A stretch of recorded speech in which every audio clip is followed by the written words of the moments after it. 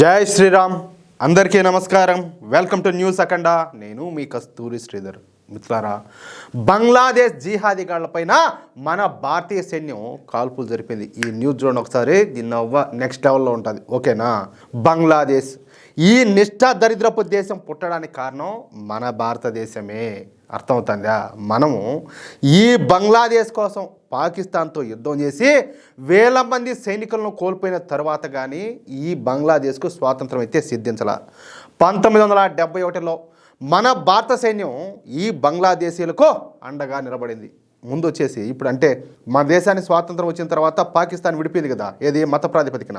ఆ పాకిస్తాన్లో మళ్ళీ రెండు భాగాలన్నమాట. మన దేశం నుంచి మత ప్రాతిపదికన పాకిస్తాన్ విడిపోయింది కదా, దాంట్లో ఒక భాగమే ఈ బంగ్లాదేశ్. అర్థమవుతుందా? కానీ ఈ పాకిస్తాన్ వాళ్ళ వల్ల వీళ్ళు అష్ట కష్టాలు పడతా ఉన్నారు. ఏంలా వీళ్ళ ప్రతిరోజు కూడా నరకమే. వీళ్ళపైన దాడులు కావచ్చు, హత్యలు కావచ్చు, ఆడవాళ్ళ మీద అత్యాచారాలు కావచ్చు, ఇదంతా కూడా తట్టుకోలేకపోతున్నారు వాళ్ళు. ఎవరి వల్ల? ఈ పాకిస్తానీల వల్ల. అందువల్ల ఏంటంటే మన భారతదేశాన్ని ప్రాధేయపడితే, అంటే ఈ బంగ్లాదేశ్లో కూడా ఒక స్వాతంత్ర ఉద్యమం నడిచింది. అప్పుడు వాళ్ళు మనల్ని ప్రాధేయపడి మనకు సాష్టాంగ నమస్కారాలు చేస్తే మనం వాళ్ళకి సపోర్ట్ చేసి పాకిస్తాన్తో యుద్ధం చేసినాం. అర్థమవుతుందా?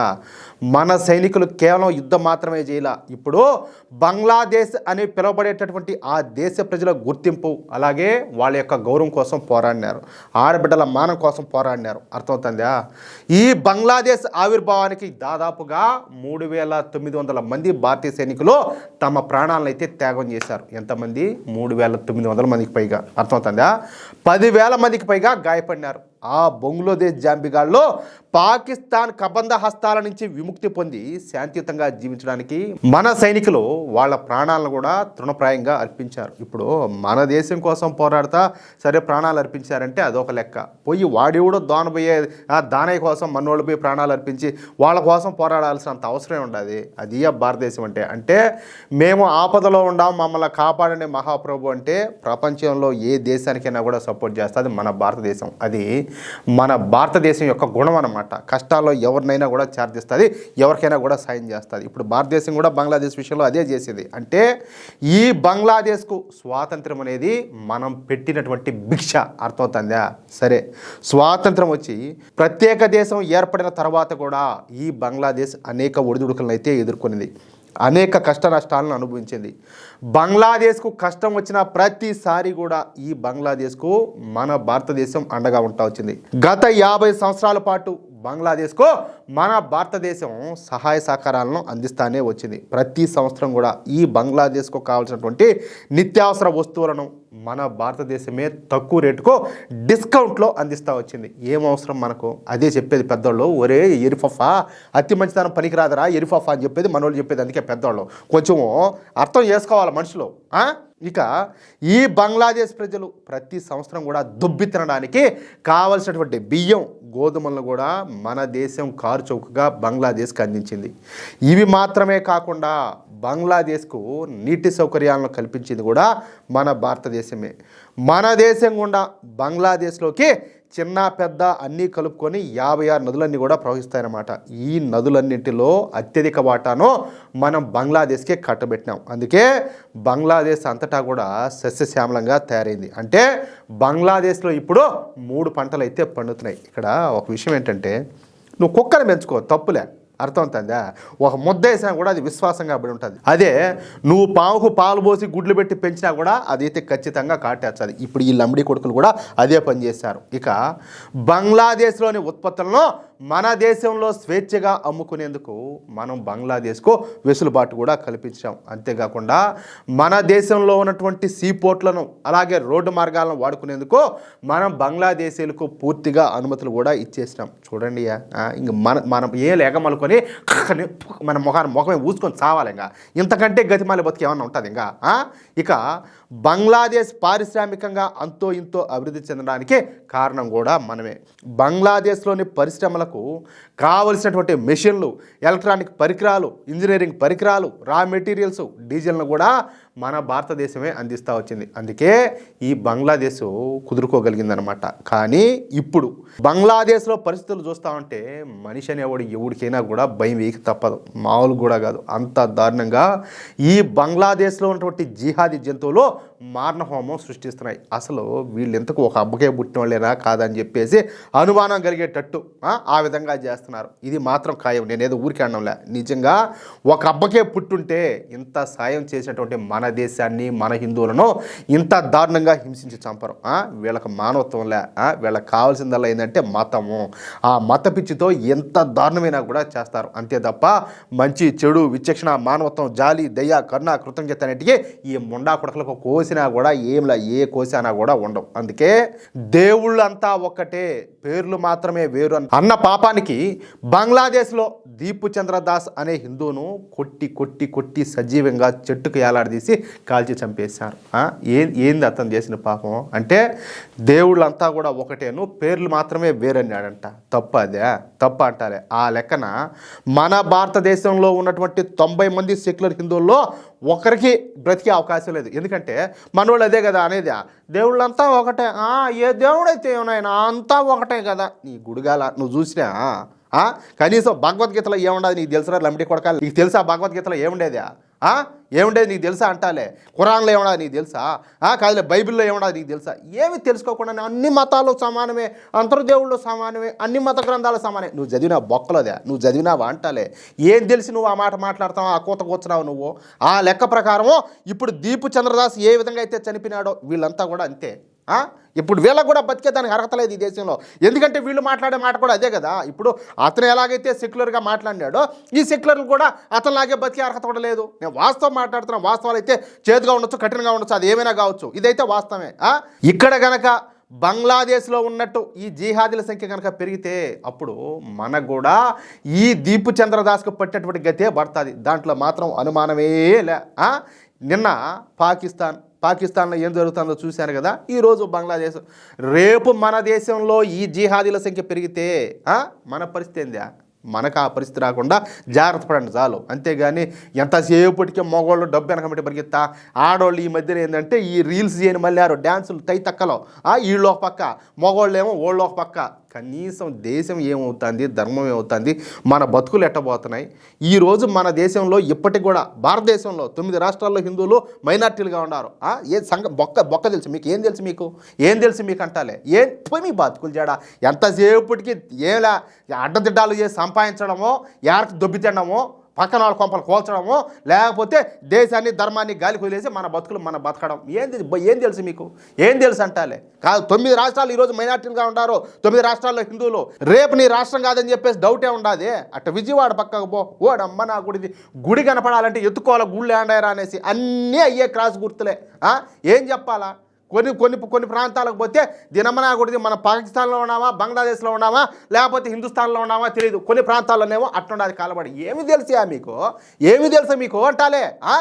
ఇంత ఘోరంగా మనిషి అనేవాడు ఎవడ కూడా చేయడు, ఒక్క బంగ్లాదేశ్ జిహాదీలు తప్పించి. ఒక బంగ్లాదేశ్ అని కాదు, ఈ జాతే అంతా. కానీ ఈ మతగజ్జె ముండా కొడుకులు మన భారతదేశాన్ని వాళ్ళయ్యే జాగీర్గా భావిస్తున్నారు. వాళ్ళ ఇష్టం వచ్చినప్పుడు రావడం, వాళ్ళ ఇష్టం వచ్చినప్పుడు వెళ్ళడం, ఇదంతా కూడా చేస్తున్నారు. దీంతో గత సంవత్సరం నుంచి మన కేంద్ర ప్రభుత్వం భారత్ అలాగే బంగ్లాదేశ్ సరిహద్దుల దగ్గర గట్టినగానైతే పెట్టింది. బార్డర్ సెక్యూరిటీ ఫోర్స్ను 3 రెట్లు పెంచారు. పెట్రోలింగ్ని అయితే ఏకంగా 7 రెట్లు పెంచారు. కానీ ఈ బంగ్లాదేశ్ లుచ్చానా డాష్ గాళ్ళు మాత్రం మన దేశంలోకి రావడాన్ని మాత్రం ఆపలా. ఏదో ఒక రకంగా మన దేశంలోకి దూరతానే ఉంటారు. ఇక్కడ ఒక మాట, ఇప్పుడు బంగ్లాదేశ్లో ఉండేటటువంటి హిందువులను ఇంతగా ఇది చేస్తున్నారు కదా, ఏ తప్పు చేయకపోయినా కూడా. ఒక క్రిస్టియన్ అమ్మాయి ఆటోలో పోతా ఉంటే అమ్మాయిని పట్టుకొని కొట్టినారు. ఒక రిక్షా దొక్కుండే వ్యక్తి చేతికి కాశీదారం రక్షాదారం కట్టుకున్నాడని చెప్పేసి అతను పట్టుకొని కొట్టారు. ఇతను భారతదేశ గూఢాచారిని చెప్పేసి.